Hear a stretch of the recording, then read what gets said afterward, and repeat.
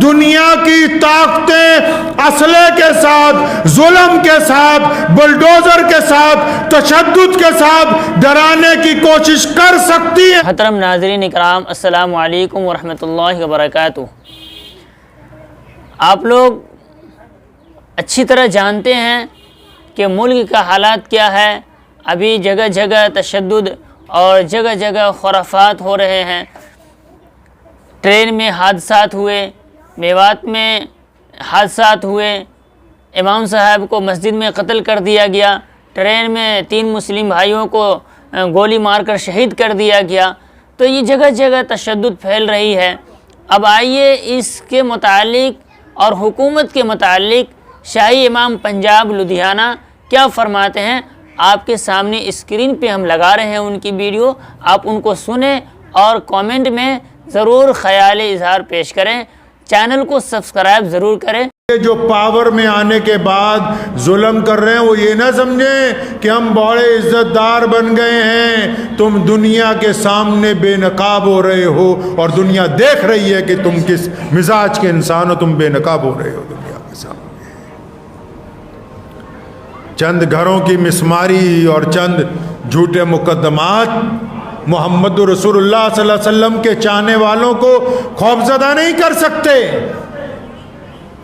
मैं मानता हूं इंसान डरता था, लोग डरते थे जागीरदारा निजाम से, लोग डरते थे बड़ी बड़ी सुपर पावरों से, लेकिन जिस दिन मोहम्मद रसूलुल्लाह आए हैं उन्होंने खौफ को जमीन में दफन कर दिया। अब दुनिया में कत्ल तो कोई कर सकता है, हमें डरा नहीं सकता है। मोहम्मद रसूलुल्लाह सल्लल्लाहु अलैहि वसल्लम के दीन को कोई ख़त्म नहीं कर सकता है। इस मुल्क में हम इसलिए नहीं हैं कि हमें ये अच्छा लगा, हम इसलिए हैं क्योंकि अल्लाह तबारक व तआला ने हमें यहाँ पैदा किया है। ये हमारी अल्लाह की तरफ से हमें ये ज़मीन अता हुई है। हमने अपनी इस ज़मीन के लिए कुर्बानी दी है। हम अंग्रेज़ों के साथ टकराए हैं और हमारे दीन में बड़ी वाज़ेह रिवायतें हैं। हमने हमेशा हक और सच्चाई का साथ दिया है, जुल्म और तशद्दुद का कभी साथ नहीं दिया है। हम हालात और वक्त देखकर नहीं पलटते। हुकूमतें मुतासिर नहीं कर सकती हैं अहले इस्लाम को। हमने अंग्रेज के खिलाफ पूरी ताकत इसलिए लगाई ताकि हमारे वतन पर अंग्रेज जालिम का कब्जा था। जब बहुत बड़ा मुगल एम्पायर इस मुल्क में था तो नबी खां और गनी खां रहमतुल्लाह अलैह ने सिखों के आखिरी जो गुरु हैं दशमेश पिता गुरु गोबिंद सिंह महाराज का जब साथ दिया।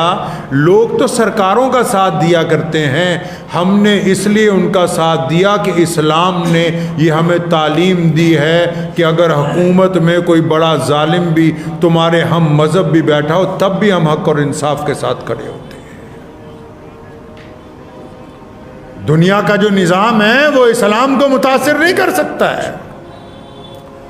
इस्लाम दुनिया की ज़मीनों पर राज करने नहीं आया, इस्लाम ने दुनिया के दिलों को फतेह किया है। हम इसलिए नहीं इतराते हैं कि आज पूरी दुनिया के अंदर मुसलमानों के बहुत सारे मुल्क हैं। नहीं नहीं, हम इसलिए ज़्यादा खुश होते हैं कि हमारे पास अल्लाह और उसके रसूल सल्लल्लाहु अलैहि वसल्लम की मोहब्बतें हैं, अल्लाह और उसके रसूल का इंसाफ है। हम अगर कोई जुल्म करने वाला मुसलमान भी हो तो उसके साथ नहीं खड़े होते। यहाँ अगर जुल्म करने वाला कोई गैर मुस्लिम हो फिर वो क्या समझता है कि वो हमको खौफजदा कर लेगा।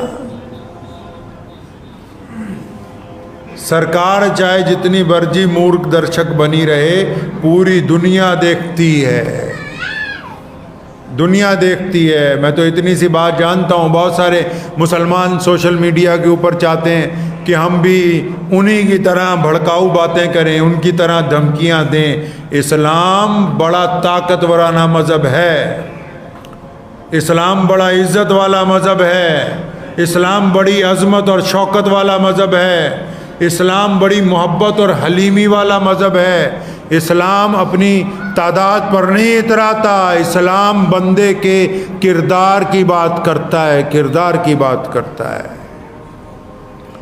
हमारे यहाँ कोई सैयद का बेटा हो और उसे आता जाता कुछ ना हो, वो इस मुसल्ले पर खड़ा नहीं हो सकता।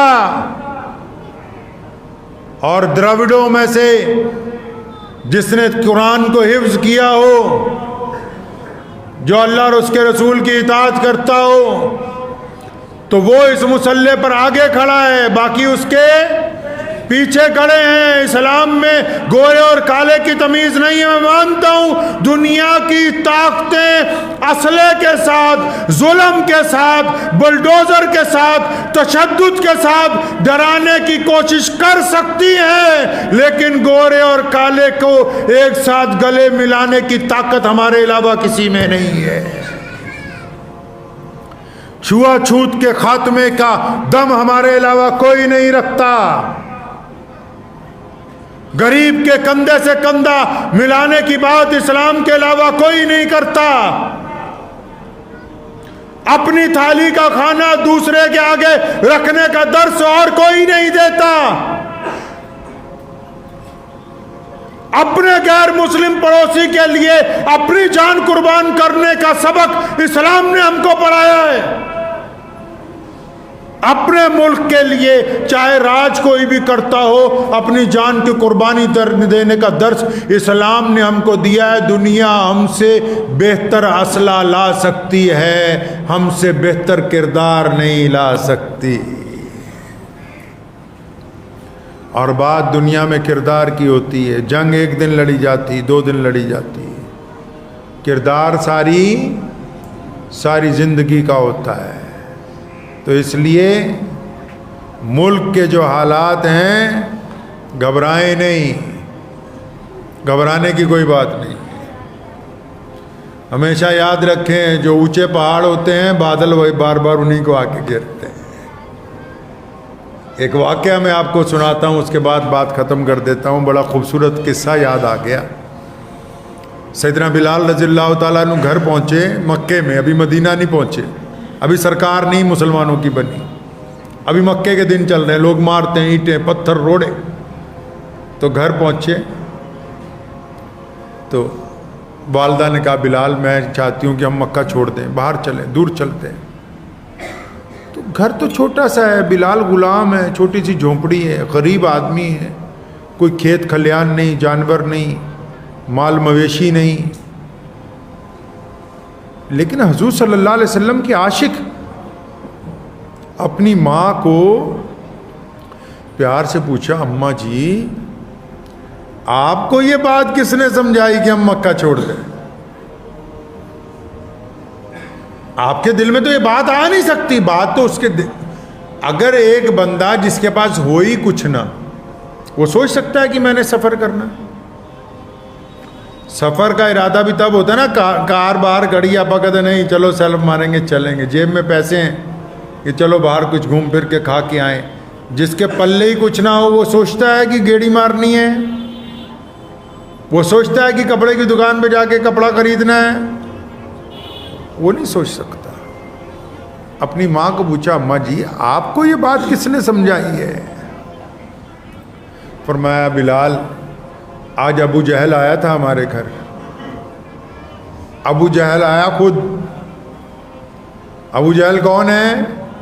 मक्के का गवर्नर है, बादशाह है वहाँ का। और मैं अबू जहल के साथ उतबा भी आया, वलीद भी आया। ये कौन है? ये करोड़ों पति असामियाँ हैं उस दौर की, कैबिनेट के वजीर हैं। कहाँ जा रहे हैं जी? सैयदना बिलाल के घर। बिलाल कौन है? बिलाल हबशी है, बिलाल काले हैं, बिलाल के पाँव में जूती नहीं, बिलाल के कपड़े फटे हुए हैं, बिलाल के होंठ मोटे मोटे, बिलाल ग़ुलाम हैं। और बिलाल मोहम्मदुर रसूलुल्लाह सल्लल्लाहु अलैहि वसल्लम के सहाबी बन गए। बिलाल जब बैतुल्लाह की मस्जिद, ये जो इस्लाम आने से पहले से है, काबा जो है मोहम्मद रसूलुल्लाह से पहले से है, इब्राहीम अलैहिस्सलाम ने बनाया था। तो बिलाल अगर काबे में जाना चाहते हैं ना, तो अबू जहल कहता है नहीं नहीं तू अंदर नहीं जाना, तेरा रंग काला है, कोशिश करते हैं तो मारता है। तो बिलाल कहते हैं एक दिन मैं शाम को पहुंचा घर, सारा दिन मार खाता हुआ आता था। तो अम्मा ने कहा कि बेटा आपा मक्का छोड़ के कहीं और चले। तो अपनी माँ को मोहब्बत से पूछा, अम्मा जी आपको ये बात किसने समझाई कि हम मक्का छोड़ के कहीं और चले? फरमाया आज अबू जहल आया था हमारे घर, उतबा वलीद फलां फलां आए थे सारे के सारे। उन्होंने आके गुजारिश की, रिक्वेस्ट की है, मिन्नत की है कि बिलाल की अम्मा हम तेरे बेटे से परेशान हो गए। ये गली कूचों में से जब गुजरता है जोर जोर से कहते हैं अल्लाहु अहद। हमारे बच्चे इसको पत्थर मारते हैं, इसका गले में रस्सी डाल के खींचते हैं, इसके ऊपर लाठियां बरसाई जाती हैं, इसकी छाती पर पत्थर रखे जाते हैं, इसको सारा दिन धूप में खड़ा किया जाता है, लेकिन ये इतना सख्त जान है कि जब फिर चलता है तो जोर से कहता है अशहदु अन्ना मुहम्मदन अब्दुहु व रसूलुहु। हमें इसके इन कलमों से बड़ी तकलीफ होती है। बस अब एक आखिरी सहारा तू बची है, सब कुछ कर लिया है, कर सब कुछ लिया, अब तू बची है, तेरे से रिक्वेस्ट करने आए हैं, मिन्नत करने आए हैं, इसको ले जा यहाँ से, कहीं बाहर चली जा। सैयदना बिलाल रज़ियल्लाहु ताला अन्हु ने अपने दोनों हाथों से अपनी माँ के कंधों को पकड़ा।